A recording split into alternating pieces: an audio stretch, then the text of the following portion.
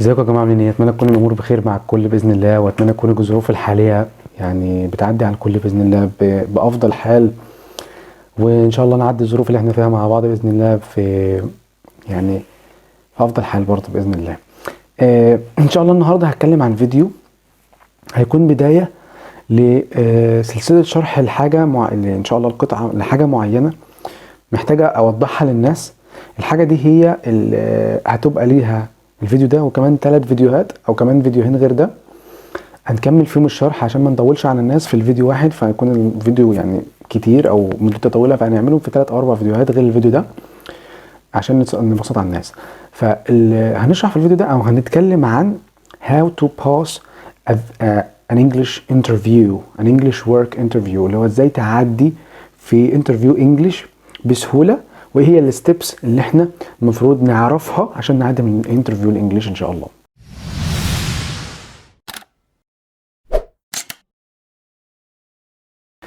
تمام. اول جزء هنتكلم فيه في فيديو النهارده هو هنتكلم في اول جزء في الانترفيو، واول سؤال بتتساله في الانترفيو هتبقى عباره عن الانترودكشن بتاع الانترفيو. ان شاء الله مش هنطول.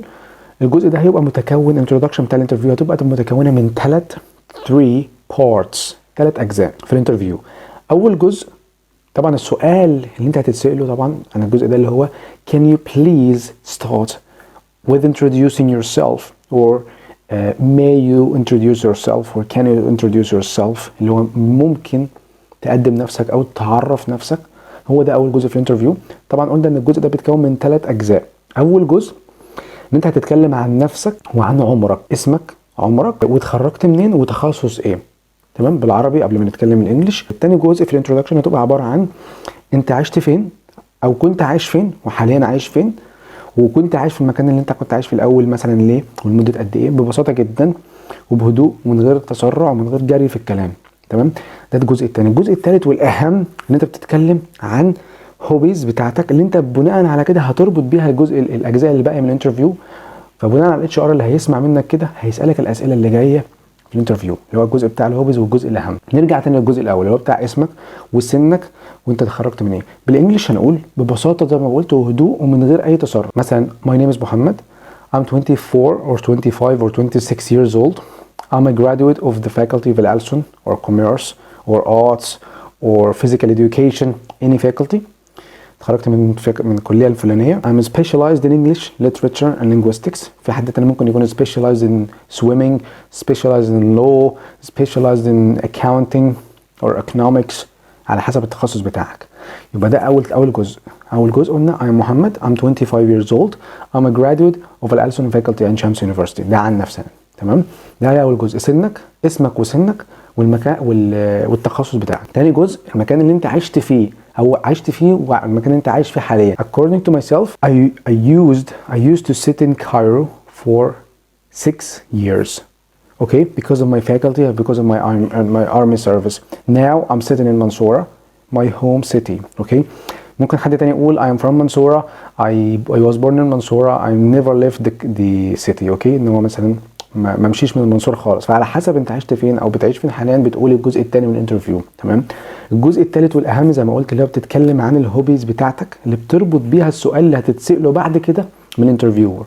فمع النفس مثلا نقول مثلا I have 2 major hobbies in my life. انا عندي هوايتين. The first one is to sing and the second one مثلا is to watch British series and movies. بناء على الكلمه اللي انت على الجمله اللي انت قلتها دلوقتي في اخر الانترفيو اللي هو my second hobby is to watch English and British series and movies، انت بنسبه 99% بتوجه الاتش ار او المانجر اللي بيعمل لك الانترفيو ان هو يسالك سؤال what is your favorite movie or series، اللي هو ما هو الفيلم او المسلسل المفضل عندك. ليه؟ بمجرد ان انت قلت في اخر حاجه في الانترفيو ان انت انا عندي هوايتين، واحده انا بغني والثانيه بتاع انا بتفرج على افلام، 100% وش هيسالك طب انت ايه فيلمك المفضل. تمام، يبقى تعالوا نجمع الانترفيو تاني بالانجلش. طبعا زي ما هتكلم بهدوء بسلاسه ببطء من غير جري، لان الانجليش مش معناه انت تجري وخلاص. تمام، بهدوء وببطء. تعالوا مع بعض نسمعها تاني بالانجلش على بعضها من غير عربي. تمام. I am Muhammad, I'm 25 years old.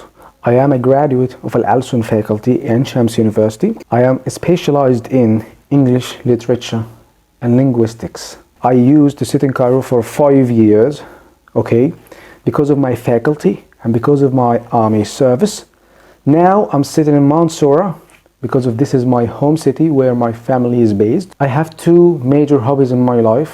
The first one is to sing and the second one is to watch British English series and movies. كده احنا كده وقفنا ووجهنا الاتش ار عن السؤال الجاي اللي هو what's your favorite series and movies، مع اسئله تانية برضو ممكن تتسالها في الجزء الثاني اللي احنا هنتكلم عليه في الفيديو الجاي ان شاء الله. ان شاء الله تكونوا استفدتوا من الفيديو ده كويس وفهمتوا برضو ازاي طريقه الكلام الصح في الانترفيو، وهي اللي على الاساسيات او الاجزاء اللي على اساسها هترتب الانترودكشن بتاعتك. لو عجبك الفيديو لايك وسبسكرايب، وان شاء الله دي هتكون الفيديوهات دي هتكون في بلاي ليست على الشانل اسمها how to pass an interview، هتكون موجوده على الشانل، وان شاء الله انزل لكم الفيديوهات الجايه في اقرب وقت. اشوفكم على خير.